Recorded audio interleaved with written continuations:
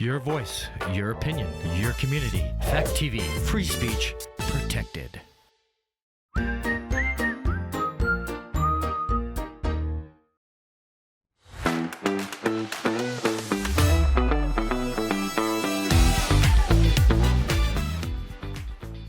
Hey everybody, welcome back. Nice to have you here again. I'm Anina Hansen. I work for MFS, Monadnock Family Services, and this podcast / vlog. Is this a vlog? I don't know. But it is a service of the Greater Monadnock Collaborative Chamber of Commerce and Monadnock Family Services. Just talking about what's great about our area and the people who live here. And today we have a Monadnock region born and raised resident on our show, Donovan Fenton. Nice to have you. Yeah, thank you for having me. Happy to be here.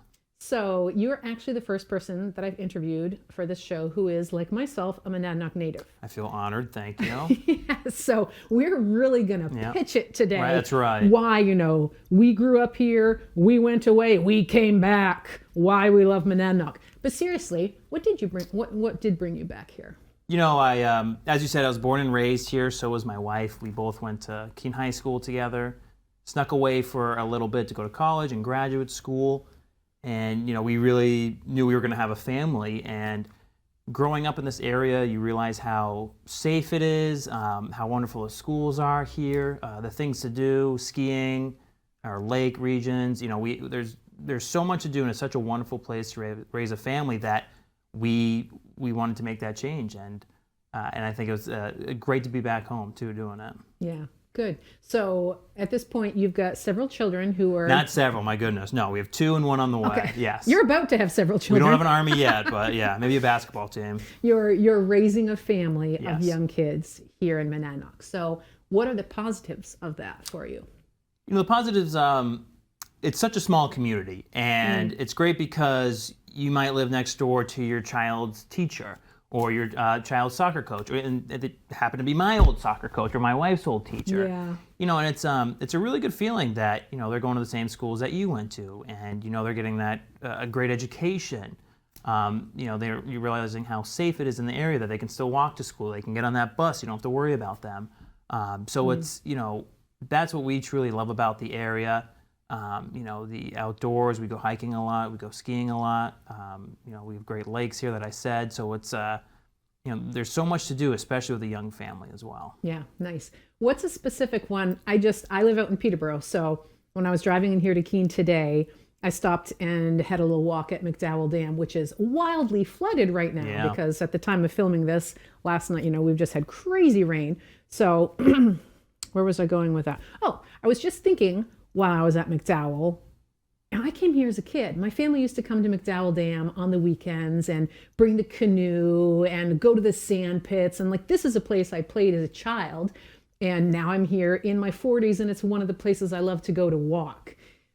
So do you have a place like that here that you loved as a kid that now you're re-experiencing as an adult specifically? It's I think it's all of Keene and the Monadnock region. Downtown, I would go to the Christmas tree lighting growing up as a kid, and I ended up proposing to my wife at the Christmas tree lighting. Oh, that's fantastic. Yeah, so it's, I said this earlier, but life comes at you really fast. And now my kids are drinking hot chocolate, watching Santa come and light the Christmas tree light. And just, Main Street has come a long way. When I was growing up here, I'm sure you remember that the Colony Mill was the place to be. And now we have this downtown that has restaurants, shopping, axe throwing. There's so much fun things and activities to do in our downtown corridor that weren't necessarily there when we were kids. The Colony Mill was a spot. Now it's apartments. So now we have this amazing downtown that attracts more people, that makes it more accessible, more livable, and I think a lot of people want to come here because of that. I like you mentioning that. Specifically downtown now, and I don't know if this happened when I was a kid because I grew up in Dublin, so it was like once a week we make the trip to the big city to go grocery shopping in Keene.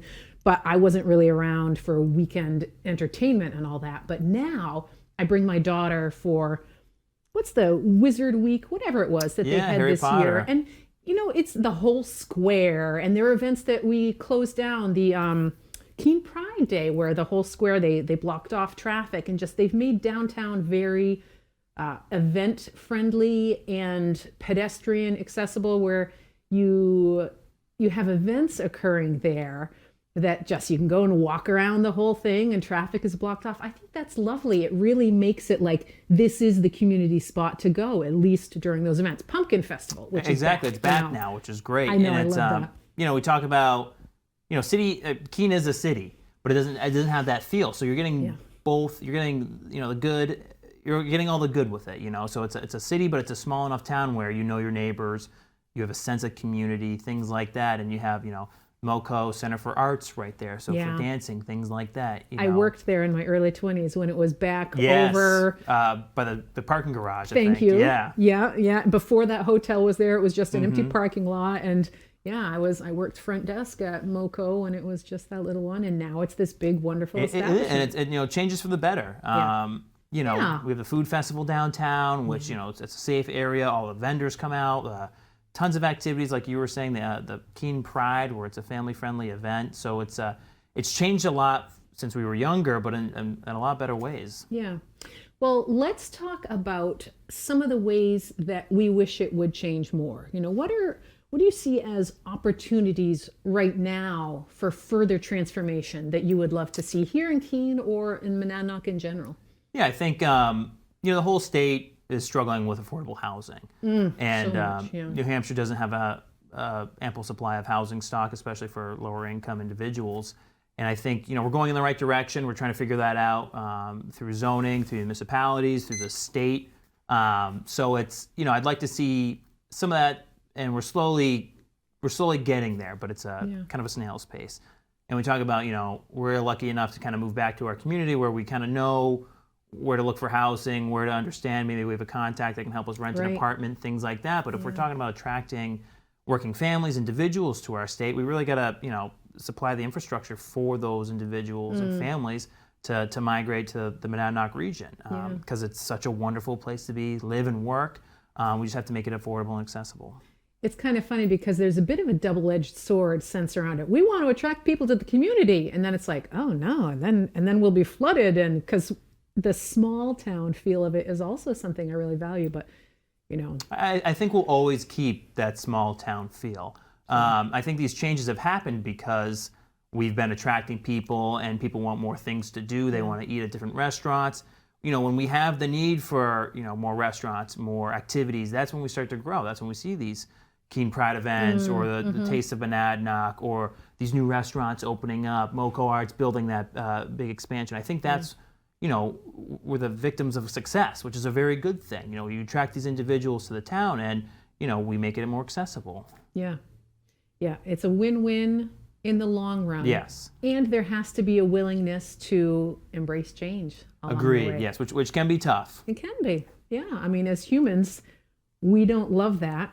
We're so wired for safety. It's the fundamental human need, and transformation, whether based on specific circumstances that we experience, typically that were negative, that wiring happens in the brain of just, ooh, this is dangerous. When things change suddenly, when things change without my consent or without my sense of control in it, big threat. And we kind of have to, the more higher ordered part of our brain has to come up against the lower ordered, just fear, protection, survival oriented part, and be willing to say, oh yeah, this is a change. Ooh, this is different. It feels a little uncomfortable, but there's opportunity here, and change is life. When things stay stagnant, you die. No, and it's change isn't a bad thing. We have a lot of industry in the area. We have a lot of services in the area.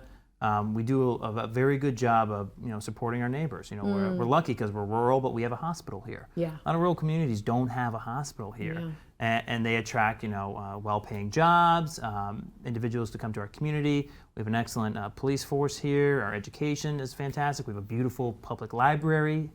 So we have all the building blocks. It's just we got to fill in those holes. Yeah. So what do you think, if you could wave a magic wand today? What would be the change you would make? I think, oh goodness, that's I know. How many changes do I get? Right. No, I think we talked about affordable housing, public infrastructure like transportation. I think we need more public transportation to kind of help our businesses and get people in town, especially if that affordable housing is a little out of reach for some people. You know, we're in a rural area, so most people have to drive cars to get there, and some people can't afford a car, so I think public transportation would be huge. You know, and mental health services are always going to be a problem, not only in the country, not only in the state, but even in our little corner of the state. Yeah. So that's that would be my first pass. In multiple passes, I would do a lot more. But I think you know, making everything accessible and affordable is the most important thing right now. I love that. There's Monadnock DEI coalition that I've been part of, and there's the A that often goes with DEI, the A for accessibility, which accessibility, I always say that wrong. They kind of go similar. So. It depends where you're from, how you say it. That is a need that I think people are starting to become aware of, but it's not so widespread because, I hate to even use this phrase, but for most of us, accessibility is not a big challenge. We have the car, we have the physical capacity to go where we want to go, we have the means, and yet, you know, what you said about we're a community where still people take care of their neighbors, we know our neighbors. I think there's a lot of potential there for maybe broadening our scope of who is our neighbor and what does it look like to show up and take care of your neighbor. And what about people who, just because this is what we just discussed, don't have the accessibility that we do, that I do? How can I be more involved? What do you see as opportunities right now for people who basically got the pieces in place, things are okay, to become more aware of being neighborly to people who don't have the pieces in place? You know, I think, again, it all comes back down to that affordable housing stock that we don't have. I think what you just said, we want to help our neighbors, we want to be inclusive, but how can we be inclusive when you can't bring anyone in? You know, right, because there's nowhere for them to live. There's nowhere for them to live or even rent for that matter. Yeah. The vacancy rate is so low. So we have this amazing place to live, amazing, you know, a wonderful, safe area, but it really comes down to, okay, how do we get these individuals into housing? How do we get them into rental property? And if they're in a rental property, when can they get out and buy it and purchase a house? Yeah. So we talk about inclusivity, and that's what it really comes down to, is that, you know, and we're slowly getting the tools to do that. I think the state is slowly helping us with that. Municipalities want to see that. It's just, you know, getting the stakeholders together and figuring out a plan to make it happen, and make it happen soon, because I think we're coming to a precipice where it's getting a little difficult. What happens if we get to that precipice and we don't have the pieces in place? Well, we're not going to attract anyone here. We talk about a workforce that we desperately need. You know, we have, I think, we're one of the second oldest state in America, maybe the first now. Well, I know that Cheshire is the oldest county in New Hampshire. Which, you know, which is a blessing and a curse. You know, it's a great thing and a bad thing at the same time, is that, you know, we have these job openings, but a very large retired population that's not working. Right. So how do we support our industry? You know, how do we support these local businesses? How do we support one another if, you know, we can't attract and retain workers in the area? Yeah. So then coming back to sort of that inclusivity aspect and the magic wand, how are we going to fix that? You know, it's the legislature is slowly fixing it. You know, and I say slowly, but they've come strides this past session. You know, in terms of affordable housing, we've invested in our budget, I think upwards $60 million, which is unheard of. You know, childcare we invested. We talk Another about childcare. huge issue. Yeah. Yeah. You know, I have two young children, and when our first son was born, my wife was a daycare teacher, and her full-time wage was less than the cost of childcare. Yeah. You know, so it didn't make sense. And you know, this past session, we've invested $15 million in childcare, which, you know, will hopefully, and that's to recruit, pay health plans, things like that for childcare professionals. So, you know, we're seeing the need and we're addressing the need, which is tremendous, because, you know, childcare is a basic right. You're not going to be able to work if you can't take care of your child. Yeah. So let's bring it back to you raising children here in the area. What is it that you hope either that you appreciate about having available to your kids as they're growing up here, and or what you hope can become available for them as they grow up here in Monadnock. I hope they have a similar childhood to what I had in the area. We're both from here. It's fond memories of the area. The safety of it, being able to ride your bicycle down the street and not worry about anything. Being cautious, but still, it's such a wonderful area. Again, where you know your neighbors' names. Some areas you don't know that, and there's the sense of neighborly love where, my son will mow the lawn with our neighbor with his fake lawnmower. Just follow him around, and it's so cool to see him doing that. Yeah. And what I hope for them is that our education system stays strong, and he gets a great education that New Hampshire offers. I wouldn't be where I am without New Hampshire's public education system, and it's really helped me through my years. And I hope my son has that same opportunity to get the same education that everyone deserves. Yeah, education is a big piece. Education, childcare, we kind of have these issues where it's really good and we're aware of, but there's some deficiencies, there's some weaknesses, areas that we want to fix, and there is no instant, immediate fix either. I mean, this is just how life is in general for anybody, but how do you strike that balance between loving what is and being involved in having things be better? I think, I don't think, I know that the COVID pandemic really exacerbated a lot of situations and actually really opened our eyes to a lot of situations that maybe weren't forefront before the pandemic that are now forefront and should be forefront, like the child care issue. I think housing's always, I keep bringing this back to housing, but, I think housing wasn't as an immediate issue before COVID. And then COVID, again, the prices skyrocketed and pushed everyone out of the market that wanted to purchase a house, and mortgage rates.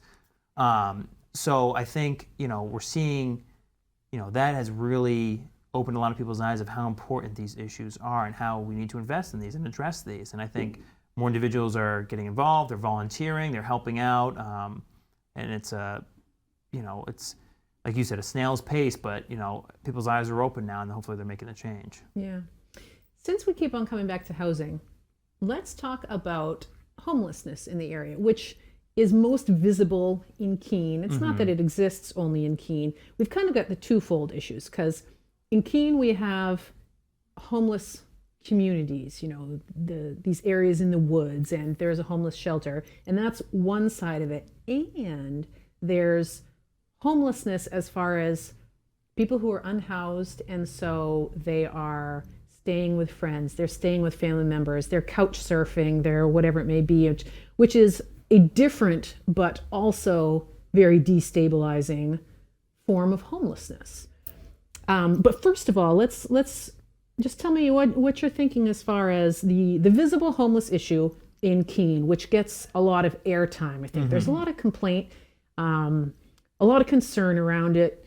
You were mentioning before finding a needle in a child's playground, like homelessness, not entirely fairly, but not entirely unfairly, is very often connected to drug use and illicit drug use. And so let's talk about that kind of homelessness first. Beyond just, there's the need for housing, and then there's like the critical need of people who have nothing right now.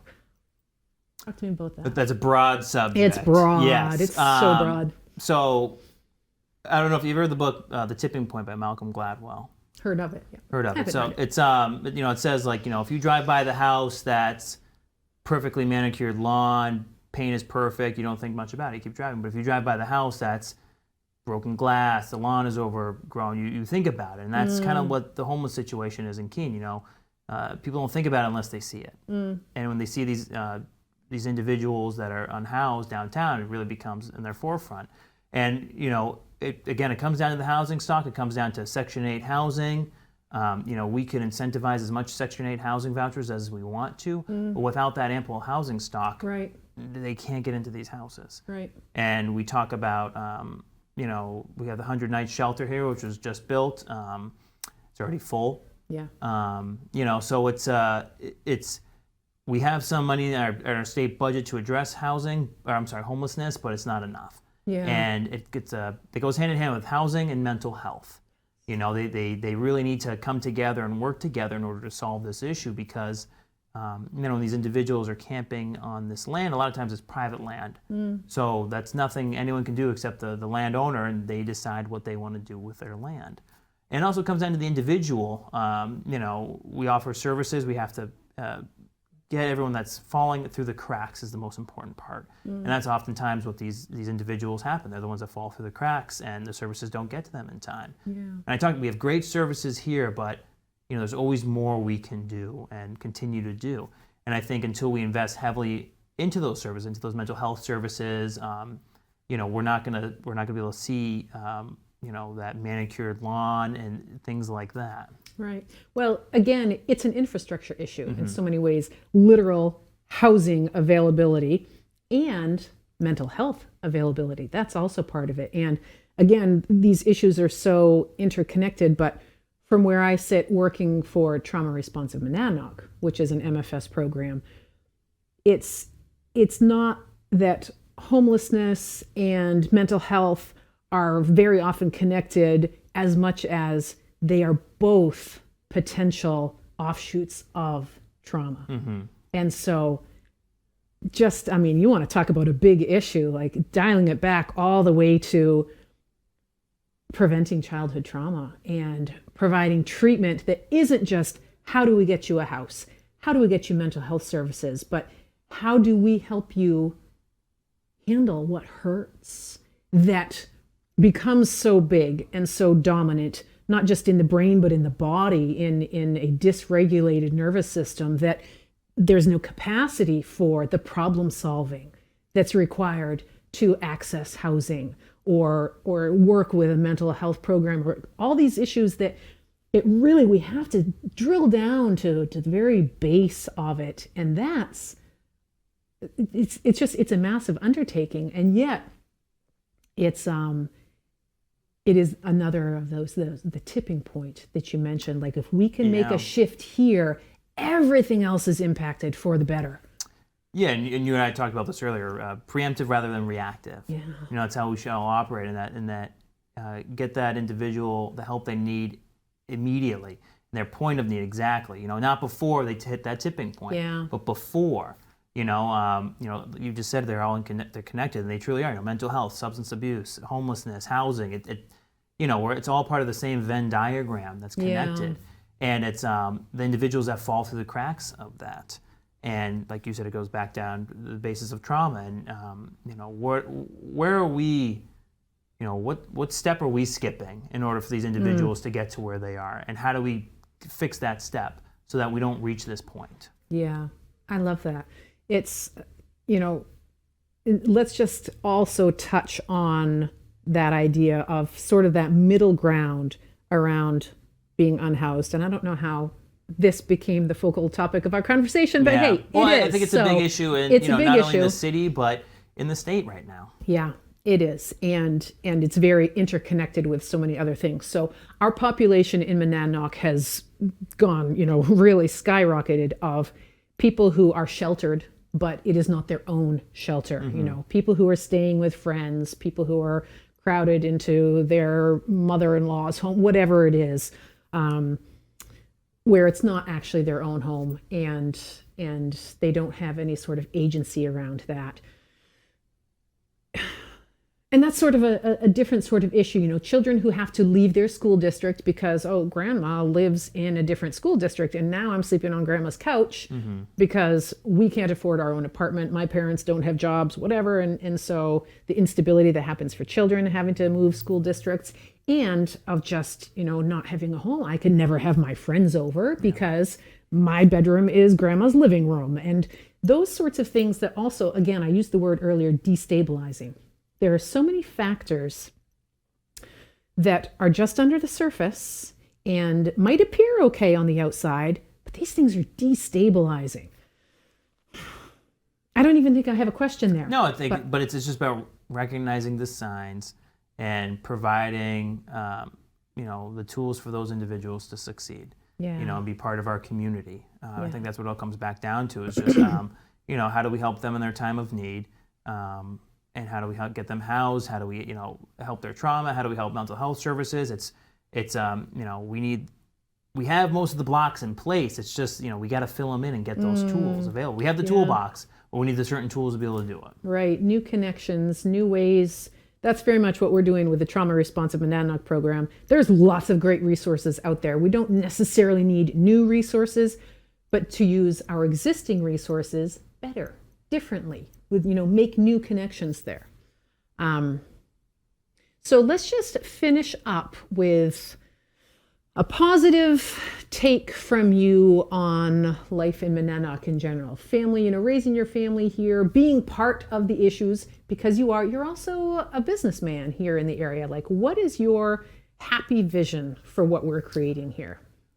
We talked a lot about inclusivity and accessibility. I think that's what it really comes down to, where, I can see a bus stop outside of our business where, someone doesn't need to have a car. I'm a car salesman, but they don't necessarily need to have that car to get to work. Or we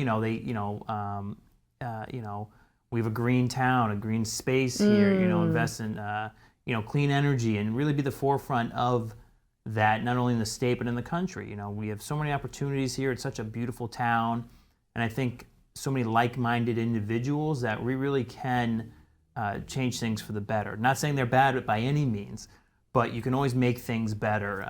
My mom used to say, leave it better than you found it. But I think she was talking about like the messes I made as a kid. But I took that, for gospel, and as I move on in my life, I try and leave things better than we found it. And I think that's what we have to do for, the people who live here and for, the future families that are coming here. I love that. That's what it looks like ultimately, to be a good neighbor. Yep. Yeah. Nice. Donovan, thank you so much for being on here Thank you today. for having me. Appreciate the conversation. And thank you all for being here today as part of Voices of Monadnock.